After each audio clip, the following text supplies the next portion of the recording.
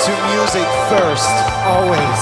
We are unstoppable. Open the frontiers to make people meet people. Music is not fireworks. Music is feeling. You're good to go. Thank you, vote for the music!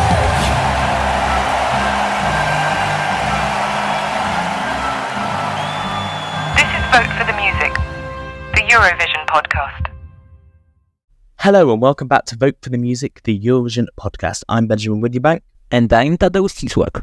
Now today we're continuing through our Quickfire reviews of the second semi-final of this year's Eurovision Song Contest, which is taking place in Malmö on the 9th of May.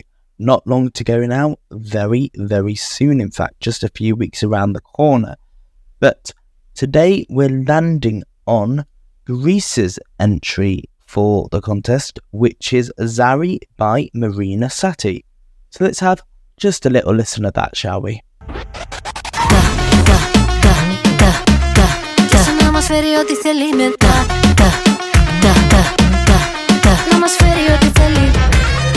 You gotta respect Marina's cheer gets, because performing this multi-genre spectacle will be an immense challenge.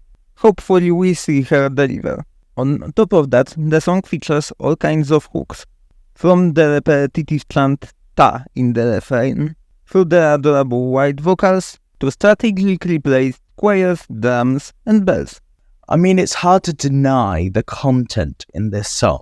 By that I mean it has absolutely everything you can imagine chucked at it. Does it necessarily all come together and flow and work as one cohesive piece? Actually, yes, I do think this works, and I do think on stage it probably will work as well. This is very different from anything we've ever had at the Eurovision Song Contest. Yes, I would also say that. And I'd say inherently that is a risk, because there is the possibility that people might entirely just not get this, which even though it is popular in the fandom, we've had plenty of times at the Eurovision Song Contest where things that have been popular in the fandom that are a bit different have done really well in all the fandom circles, in the odds, everything, and then when it comes to the Eurovision Song Contest, people go, what the hell was that? And then go for their generic Swedish pop song instead. So there is definitely a risk here, but I think that's one Greece are happily willing to take for the potential payoff here. Performing Zari will be challenged not just vocally, but also in terms of stage direction. The presentation should be just as chaotic and eye-catchy as the music video is. I really hope Marina and her team delivers, but I think they will.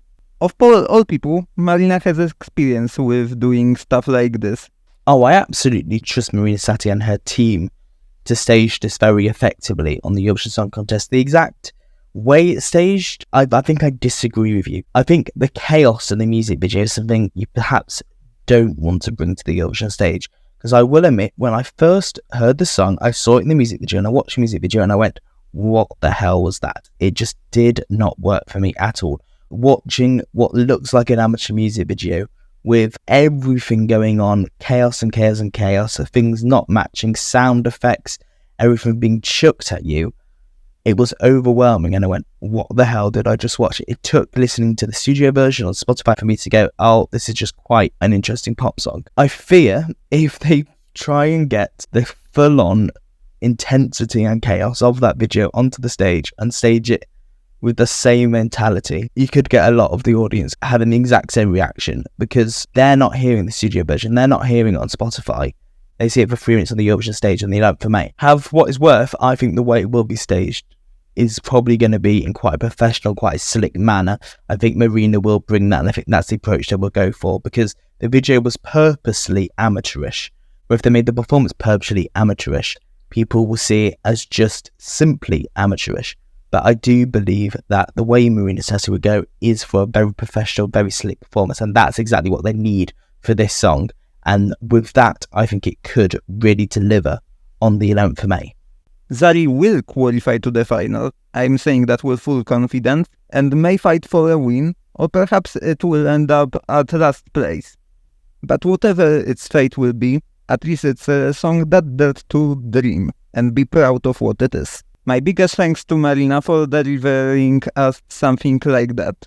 Yes, I would agree. I think if this non-qualifies, there's going to be absolute uproar. Obviously, there's always the chance it could non-qualify, the chance Europe could completely pass it by in every single way possible, but I think that is unlikely. Based on what I think is going to play out on that Eurovision stage on the 9th of May, I think this is 100% going to proceed to the grand final on the 11th of May with ease. And then I think very likely a top 10 result is guaranteed. Do I think it's going to challenge for the win? I think it's a little bit too much for the win. I don't think it has the commercial element enough that other songs have. Just that thing which is going to bring in, let's be honest, the jurors. I think if jurors vote for this, they'll be voting it based upon staging and basing on performance, and not necessarily based upon the song. And you need to be able to get jurors voting for it based on all elements, including the song. So that's why I think it probably won't win. But I think this is incredibly likely to be in that top 10 on the 11th of May. So I wish Greece and Marina Satti and everyone who's behind Zari the best of luck. And we'll see just how this does. Thank you for listening to our quickfire review of Greek's entry for this year's Eurovision Song Contest. We will be back next time as we look at Switzerland's entry for the Song Contest, which of course is, as of right now, the bookmakers' favourite to win. So you see exactly what we think of that one. But until then, remember to follow us on Spotify, Apple Podcasts, Amazon Podcasts, or where else you may get your podcasts. That includes YouTube, where you can subscribe, like, comment, do whatever you want to do. On Spotify, you can interact with our Q&As and give our thoughts there, or you can leave us a review on Apple Podcasts and Amazon Podcasts. But until then, thank you so very much for listening, and remember to vote for the music. This is to music first, always. We are unstoppable. Open the frontiers to make people meet people. Music is not fireworks. Music is feeling. You're good to go. Thank you, vote for the music!